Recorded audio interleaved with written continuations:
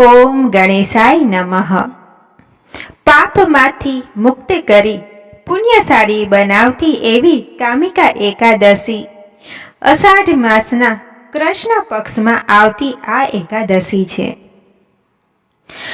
આ એકાદશીનું મહાત્મય વિશે ધર્મરાજા યુધિષ્ઠિર એક સમયે ભગવાન શ્રી કૃષ્ણને પ્રશ્ન કરે છે, હે પ્રભુ, આ એકાદશીનું શું મહત્વ છે તે મને જણાવો। ધર્મરાયના આ પ્રશ્નના ઉત્તરમાં ભગવાન શ્રી કૃષ્ણ કહે છે કે, હે ધર્મરાય, આ અષાઢ માસના કૃષ્ણ પક્ષમાં જે એકાદશી આવે છે ને તેનું નામ કામિકા એકાદશી છે। હે ધર્મરાય યુધિષ્ઠિર, આ એકાદશીના સંદર્ભમાં હું તમને દેવ ઋષિ નારદ તથા પિતામહ ભીષ્મની વચ્ચે થયેલા સંવાદનું વર્ણન કરું છું। એકવાર દેવ ઋષિ નારદ પૃથ્વી લોકનું પરિભ્રમણ કરતા કરતા કુરુક્ષેત્ર આવ્યા। ત્યાં ભીષ્મ બાણશૈયા ઉપર સૂતા હતા। ત્યારે તેમને જોઈને દેવ ઋષિ નારદજીએ તેમને પ્રણામ કર્યા। ત્યારબાદ પિતામહે ભીષ્મએ નારદજીને આગમનનું કારણ પૂછ્યું। ત્યારે દેવઋષિ નારદજીએ અષાઢ માસના કૃષ્ણ પક્ષમાં આવતી એકાદશીના મહાત્મય વિશે પ્રશ્ન કર્યો। નારદજીના આ પ્રશ્નના ઉત્તરમાં ભીષ્મજીએ કહ્યું, હે દેવઋષિ નારદજી, આ અષાઢ માસમાં કૃષ્ણ પક્ષમાં આવતી એકાદશી કામિકા એકાદશી તરીકે ઓળખાય છે।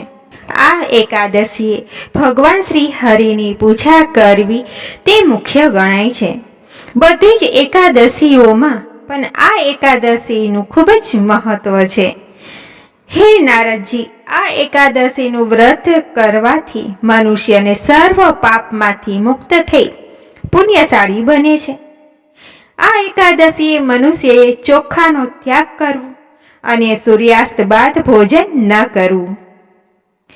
કામિકા એકાદશીએ શ્રી હરિ વિષ્ણુને શંખ, ચક્ર, ગદા, પદ્મ સહિત પૂજન તેમજ અર્ચન કરવું જોઈએ।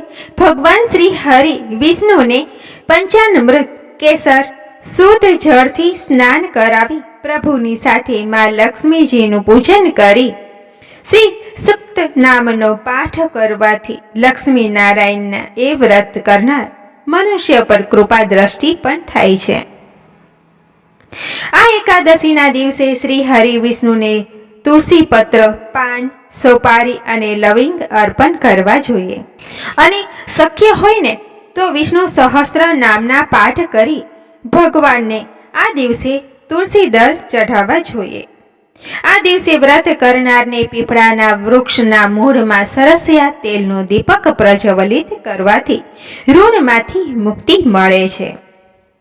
પદ્મ પુરાણ અંતર્ગત આ એકાદશીનું મહત્વ સમજાવતા પિતામહ નારદજીને કહે છે કે, હે નારદજી, કળિયુગમાં જે મનુષ્ય આ કામિકા એકાદશીનું ભક્તિપૂર્વક તેમજ શ્રદ્ધા સહિત વ્રત કરશે તેને બધા પાપોમાંથી છુટકારો મળશે। આ કામિકા એકાદશીની કથા સાંભળવા માત્રથી વાજપેયે યજ્ઞ કરવાનું ફળ પ્રાપ્ત થાય છે। આ વ્રત મનુષ્યએ અપાર ધનની પ્રાપ્તિ કરનારું છે। આ એકાદશીના દિવસે સંધ્યાકાળ સમયે શ્રી હરિ વિષ્ણુ ભગવાનની સામે જે કોઈ પણ વ્યક્તિ ગાયના શુદ્ધ ઘીનો દીપક કરે છે તેના પિતૃઓ સ્વર્ગમાં અમૃતનું પાન કરે છે। આ દિવસે તુલસી પૂજન શ્રેષ્ઠ માનવામાં આવે છે।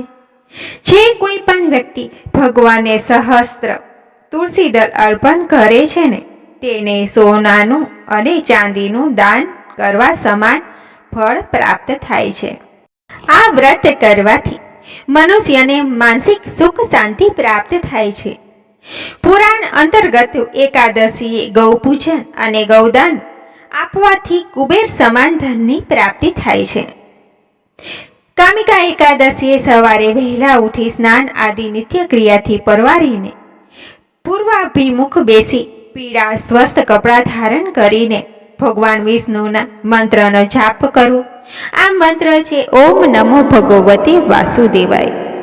આ મંત્રની માળા કરવી જોઈએ. ત્યારબાદ શ્રી હરિ વિષ્ણુને પીળા પુષ્પ, તુલસી દળ અને પંચામૃતથી તેમજ ગંગા યમુના જેવા પવિત્ર નદીના જળથી સ્નાન કરાવો. ભગવાન શ્રી હરિ વિષ્ણુને નૈવેદ્યમાં કેળા તથા ગાયનું દૂધ ધરાવવું જોઈએ. પ્રભુ શ્રી વિષ્ણુને લક્ષ્મીજી સહિત સુંદર આભૂષણ પહેરાવવા જોઈએ. ત્યારબાદ સુગંધિત દ્રવ્ય છંટકાવ કરવો જોઈએ. ત્યારબાદ ધૂપ દીપ આરતી કરી મનમાં જે મનો ઈચ્છા હોય તે આપણે શ્રી હરિ વિષ્ણુ સમક્ષ રજૂ કરવી. 5 સફેદ જનોઈને કેસરથી રંગીને 5 પીળા ફળ વિષ્ણુ મંદિરમાં દાન કરવાથી ઈચ્છિત કામનાઓની સિદ્ધિ થાય છે. આ એકાદશી ઉત્તમમાં ઉત્તમ છે. આ એકાદશી બધાના સર્વે કામને પૂર્ણ કરનારી એકાદશી છે. આ વ્રત શ્રી હરિ વિષ્ણુની કૃપા પ્રાપ્ત કરવા માટેની આ એકાદશી છે. અને ત્યારબાદ રાત્રે જાગરણ કરવાનું. તો અતિ શ્રી સ્કંદ પુરાણે અષાઢ કૃષ્ણ પક્ષ કામિની એકાદશી સમાપ્ત. બધાને જય શ્રી કૃષ્ણ. આ વિડીયો તમને ગમ્યો હોય, વાર્તા સાંભળવી ગમી હોય તો લાઈક સબસ્ક્રાઈબ જરૂરથી આપી દેજો.